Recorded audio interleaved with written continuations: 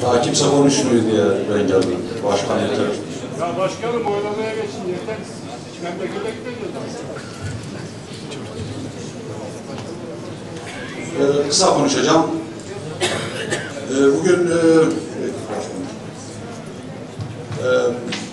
Bugün seçilecek ve aday iki başkan çok güzel iki program hazırlamış. Yani bazılarına göre çok güzel. Oy kaygısına düşmeden programlarını açıklarlarken ek olarak federasyon ismi hakkında açıkça görüşlerini sunarlarsa sevinirim. Bir düzeltme yapayım. Az önce İstanbul Delegesi büyüğümüzün söylemiş olduğu, yani ben yanlış anladım, öyle görünüyor. Özür diliyorum kendisinden.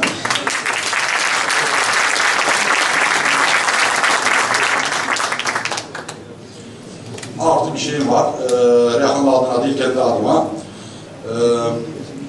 bir delege diye yazmıştım zaten. Eğer dedemi ismi Kafkas kalacak bir federasyonda dedemi çıkarıp koysalar, aday yapsalar oy vermeyeceğim. Bu grup kararımız değil, kendi kararım. Saygılar sunuyorum.